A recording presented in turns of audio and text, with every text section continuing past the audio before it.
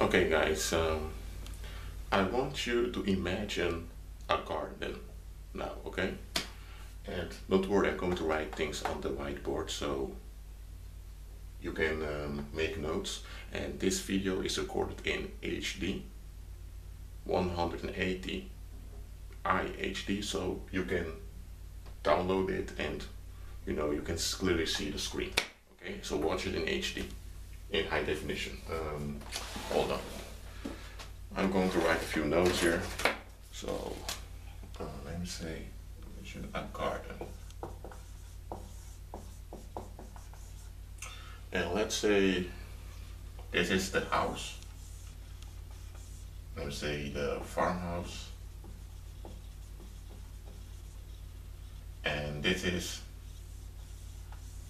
the field on which the farmer is, plant on which the peasant is farming. You see, it's sowing the seed. And let's say this is about,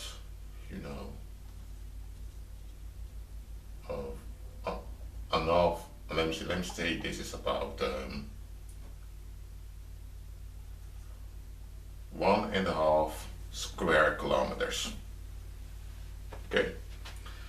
And let's say the farmer makes a plan. He wants to sow corn here. Here he wants to sow carrots. Here he wants to sow, how do I say it? Mice. I don't know, mice is corn. Let me think of another vegetable. Or let me say here wants to grow apples. Let me say some, no apples. Guys, I'm just improvising here. Or garlic, another plant. He wants to grow garlic over here. And here, he just wants to have some grapes. And of course, here you have the fence of his property to keep, thieves outside and other, people who aren't allowed on his property. And there you have another farmer with his farm. Okay, so let's imagine that. So here you have 1.5 square kilometers for garlic, corn, carrots and grapes. Okay, so this is a division clearly made for how the farmer wants to have his land. Okay, that's one illustration. Now let's go to another illustration. This is the garden. Let's call this one society. Okay, and in society, let's say you have the royal bloodline, which is what we call the blue blood families, who are highly involved into Satanism, mystery religions, and they are deeply involved in human sacrifices, blood sacrifices. They are what we call the elite. Okay? Now, below the elite, you have opportunists. Those are people who want to join the elite, and they are what we call the semi-elite. Those are just regular human beings, just like you and me, but they join into secret societies. Okay, then we have the general population. And the elite, with the same elite, will divide the population into, let's say peasants, the working class, and also middle class. Okay, and even within a piece, within these classes, you have all kinds of divisions like doctors, lawyers. No, not with the peasants. I mean, with the working class, you have divisions like, you know, lawyers, company owners. You have publicans, you have writers, you have artists, you name it. So we have two illustrations here, one of a garden or a farm and one of society. You see, both illustrations are basically the same. You have a few people at the top who use force, and you have other people who want to join into that force so that they can gain out of it, and they divide the population into segments. And these segments, these divisions, don't exist in reality. It's just a mental construction. But through mind control,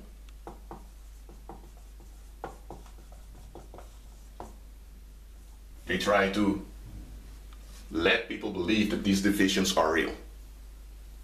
So you will believe that someone that's a king or someone that's a duke or a earl is of a higher status than someone that's just a peasant. You see, and then you also see someone that wears a uniform like a police officer. You will automatically assume they have a certain, you know, value that you have to acknowledge. You see, that's through mind control, because it's just a human being wearing a suit. Okay, anyone can wear a suit and could be called a police officer. It doesn't make any difference. Okay, so you have all these divisions that don't exist, which are just mind constructions, and they are enforced through mind control on the population. And also within a population, you see, on a lower scale, this happens in families. Often you have, I'm going to write it here. You have, for example, in a village, you have the priest, and all those that help the priest. Then you have the families. In each family, you have a father figure who has control over the children, and the wife is also cooperating with the father figure. So you have all those divisions, and those divisions are protected by revenge. You see? So whenever you cross one of those imaginary borders, unknowingly or knowingly, you know, the population will punish you with either rejection or with imprisonment or with death. Okay? So this is basically the ancient world order. Okay? And you can symbolize it with a farm. You see? Now, this is the world system. This is the ancient world order. Now, let's no, I'm not going to wipe this out. I'm going to do it differently. Let's go to the farm, okay? So you have corn, you have carrots, you have grapes, and you have garlic. They're all precisely divided, okay? And they've made their agenda that, you know, next spring will be a harvest of a lot of garlic, and that garlic we can sell and make money out of it, or we can use it for the feast. So there's no planning, expectation, you know, behind this division. The same you have in society. You see, behind all those divisions, there's a certain expectation of how they can control human behavior, control consequences. It's basically trying to play God, right? Now hold on a minute. Let's say you plant corn around here. Now the division doesn't make sense anymore, because you have corn with the garlic. Or now you have a peasant among the opportunists. Or now you have an opportunist among the middle class. You see, when these things happen, people get irritated because, you know, their illusion of control, the illusion of being in control of their lives, which they call private lives, is ruined. So human beings, you know, they fight off, you know, such transgressions of those imaginary boundaries. They are imaginary boundaries, they're not real. But whenever someone rejects those imaginary boundaries, society, or let me say, the community responds with revenge. Okay? So, within, within unsaved communities, with people that aren't born again, you're only expected to behave in a manner that conforms to imaginary boundaries. Okay? The moment you step outside of those boundaries, you are in trouble. And it's basically the human beings in that community that choose to hold on to this imaginary crap. I call it crap because it doesn't exist, but it's the community that chooses to hang on to it. So when they choose to exercise revenge upon you because you violated their expectations, they are the perpetrators. They're the ones that evil that are doing harm to you. You're just a human being. As a human being, you're not designed by the Creator to hold on to an imaginary construction. Yet when you refuse the imaginary construction, which we call society, the community acts with revenge, and they always want to blame you for what they do. They don't want to they don't want to look at themselves to realize, wait a minute, we're abusing people to hold on to a division that doesn't exist. They don't want to look bad. They don't want to acknowledge that they are basically horrible, fallen beings. You see? So that's why they always want to blame the victims in a community for it. Okay, so let's say you have this farm, and you have society. How would you destroy it? You see, one way would be to kill people at what we call the top of the pyramid. But it would work in a way, but it wouldn't be effective. Because before you know it, people will fabricate another, imaginary, structure in another society. So killing the human beings won't do anything, you see? Because that's the thing that the world does, killing people or harming people their whole lives who don't submit to their imaginary constructions. Okay, so what do you do then? And here is what Jesus said about the mustard seed. Okay, if you guys hold on for a moment, here's my tablet. I'm going to look up for the Bible verse, because what I'm teaching here is from the Bible, it's from the Word of God. And I can just go on without using Bible verses, but I want you guys to see that I'm not speaking from myself. My teaching is basically the teaching of Christ, which I explain here. Okay, so if you wait about 30 seconds, I'm going on the internet now, hold on, to search for the Bible verse for you. And you can do it meanwhile also. You can go to biblehub.com or just type it in Google. You see, for example, you can type in mustard seed parable. Okay, so I'm going to do that, and I don't really care which translation, the first one that comes up, I'm going to use it. I'm going to read it and explain the philosophy and explain what Christ really means with the mustard seed parable. Because many churches, you see, they say the mustard seed parable is about growth. They often use it as a form of the saying that churches can grow. Okay, but that's not how Jesus meant it. Mustard seed parable. Okay.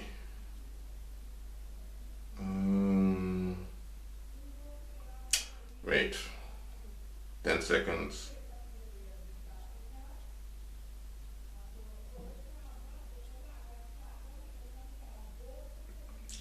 Okay, let me go further. It's still loading, so be patient. Okay. Okay, here I am. This is at Bible Gateway. This is the New International Version, as you can see. But you can also use the King James Version, but it doesn't really matter that much, because it's basically the meaning behind the parable that I want to explain to you guys. So I'm going to read it. It's a New International Version, but I will also use King James Version afterwards. Let's read. Matthew chapter 13, verses 31 and 32. I repeat, Matthew chapter 13, verse 31 and 32. He told them another parable. the kingdom of heaven is like a mustard seed, which a man took and planted in his field. Though it is the smallest of all seeds, yet it grows. Yet when it grows, it is the largest of garden plants and becomes a tree, so that the birds come and perch in its branches. Now hold on, I'm going to the King James Version now. I prefer the old King James, not the new King James Version. But hold on.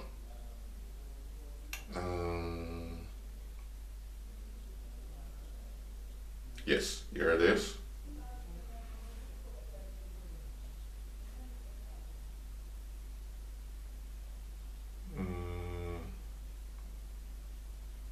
Okay, go.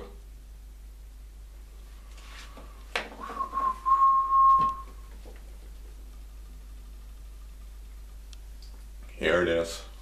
I'll read.